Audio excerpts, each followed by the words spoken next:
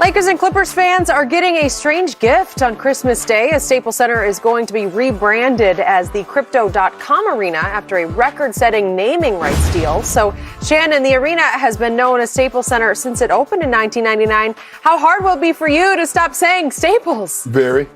Because when I hear Staples, I don't think about the office supply store. I don't either. I think of the building that they play basketball games and they have concerts in, Skip. So, but I'm hoping on crypto coming in the Crypto.com Undisputed. That's what I'm hoping. Oh, that's what I'm hoping. Yeah, sure is. I'm sure hoping that. Skip, sometimes you just have building that's iconic.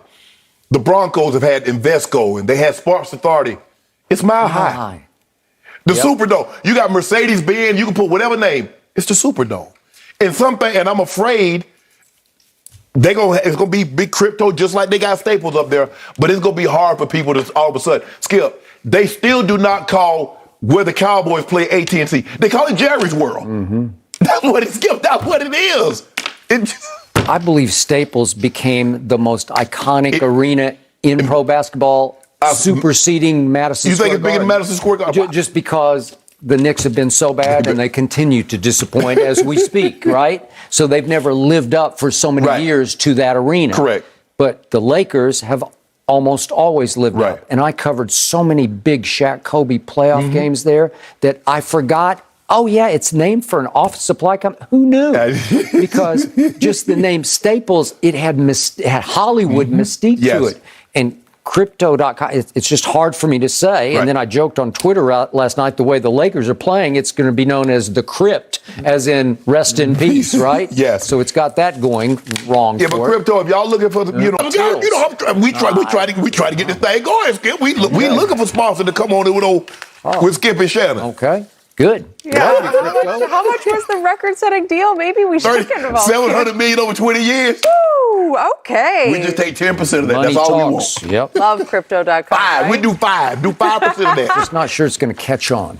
We are hours away from kickoff of Patriots-Falcons on Fox, but could Mac Jones and company actually have a Super Bowl in their future? We're already jumping to that conclusion. Don't go anywhere. No mercy. Train or an ankle or something's going to happen where he's going to miss X number of games this year. So the idea is you got to stay afloat with your two other superstars, right? And Carmelo was icing on the cake, and maybe Dwight and Rondo would be more some cherries on top, right? Yes. Okay. So you should be good enough to be better than 8-8 if I give you 12 out of the first 16 at home, and even your road games are San Antonio and Oklahoma City. Go ahead, Skip. I will concede this. But we're talking about, yes, Melo's going to the Hall, Dwight's going to the Hall, but they're not the players that we think of in their prime. They're not the players that that through their play earned the right to go into the Hall. They're different players now. They're very good players, but you mentioned the reason why you got Russ is that when LeBron takes nights off or LeBron is gone for 2 weeks, you have two superstars. Even if he just load manages a back-to-back, you just need them. That was the whole idea. Because on superstardom, star power, when you take Russ over Buddy Hield, well, sure you would on marquee value. And so LeBron opted for that over a Buddy Hield who's not viewed as a star. He's right. He's off Broadway. And Russ played well. Skip, I thought Russ played well last night. You could argue he had his best game last night. 15 assists with 3 turnovers. But what did we need? You can't let Giannis do that, AD. You can't. And by the way, before I launch on all my other points, I don't know what defenses they were playing in the second half. It actually overall was pretty effective because I'm going to remind you, they went into last night's third quarter with the worst point differential in third quarters in the league. They were getting blown off the floor in the third quarter, and they won the third quarter 30-21. That is progress. That puts you in position to win. The one guy you couldn't consistently stop was obviously that guy, 47 points worth. Again and again, they're playing different zones, and For some reason, AD really wanted no part of head-to-head with Giannis. I kept looking up, and THT at 6 feet 4 inches tall was trying to wrestle with Giannis. Well, what are you going to do? What can you do at 6'4" against that? We talked about this, Skip. They keep the Lakers until they start find a way to defend the pick and roll or the pick and pop, because it was either Giannis, they pick and roll, Giannis rolling to the basket, or the pick and pop with Coddington. Skip, you see last night, Chris Middleton struggling. He's 4 of 12. True Holiday is 3 of 13. So you see these guys struggling. Just don't let Giannis beat you. And Giannis beat you. They got one guy that's really going off. So you know what, Holiday, you've been in and out of the lineup. You nicked up. Let me see what you got. Okay. Not Giannis. Okay, so here's my problem with the Lakers. For once, on the road, and I told you yesterday at the end of the show, I thought they had a good chance to win. I said, I think they can steal this one tonight. Well, they were in position. Yes. All through the fourth quarter, they were in position, in position, in position. Guess what your Lakers did from 3 down the stretch? And I'm going to go all the way back into the third quarter. They were awful from 3. Would you believe that they missed their last 16 three-pointers, including 11 in the fourth? 16 total, 11 in the fourth. That's hard to do, to go 0 for your last 16. That is obviously a recipe for losing a road game. And if we could just, I hate to torture you with this, but could we just see, I think these are most of their misses. Here we go. I think this starts in the third quarter. Clank.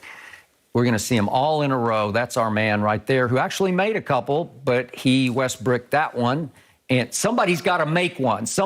There's your man Bazemore. Somebody's got to make one just to break the ice and get some contagion going, right? Somebody's got to. How about Malik Monk? Has he not saved you at home a few times? And had great looks. These were great looks now. Okay, that's makeable, right? Not bad. Okay. Somebody's got to make one, because you can't miss all 16. That doesn't work. Malik Monk. Oh, yeah, this was good. Okay, no, a little wide right. Okay, somebody's got to, that's THT, wasn't it? THT? No, that's Ellington. Ellington, that's right. Ellington, that's that one. THT. There he is. A little short. This is the one where I thought, okay, he's got that one. He shot it with conviction. Okay, somebody, guess who? Melo? Nope. It's hard. I feel like I'm watching this on a loop, but these are all misses in a row, and it's wearing me out just to watch it. It's making me tired. Yep. Melo misses. Melo had saved you so many times at home. And he's struggled the last 5 games, Skip. But Ellington, Monk, and Carmelo was 4 of 22 from the 3. Well, and you get looks like that, Skip, on a night that Milwaukee wasn't playing their best ball other than Giannis. This game, like you said, this game was right there for the taking. Okay. Now, who is I always say, Giannis is not the closer for the other team. Middleton is. Yeah. And Middleton hasn't been there. And Middleton was supposed to be on a pitch count last night. But Middleton was playing to open the fourth quarter, and he made a couple, and then your man Connaughton made another one that was the dagger. And these are the 3, if we could see them in a row. These are the 3 home team threes, starting with the closer. That was a huge shot, because that put them up a point, and then that one put them up 5 points. And then that's his shot. And this is Compton left open in the corner. And I said, as soon as it left his hand, I said, that is money. Yeah. And that broke it open, basically, and they never could quite get over the hump after that. Well, you got to make 1 3 here or there, right? Well, Skip, if they make any of those threes, because Milwaukee was missing shots also, well, if they can make, say 5 of the ones they missed, this is a different ball game, because now all of a sudden, what was a 1 point or 2 point ball game going back and forth, the Lakers are going to be up probably 10 or 11 points. Okay. This is where I feel sorry for LeBron James. From my heart, feel sorry. Because their body language in the fourth quarter was, we ain't nothing without LeBron. Like, they're all looking at each other like, well, where's Bron? Bron will help. Where's Bron? Save us, Bron. Yeah. Oh, well, he'll come back Friday. He'll save us Friday. He's in his 19th season. Yeah. Do you wish this upon anybody, let alone year 19 LeBron, to have to feel like the weight of the NBA world is on his shoulders to come back and save this team with 4 other, maybe 5 other potential Hall of Famers? He's that medicine that if you take it, you're going to be okay.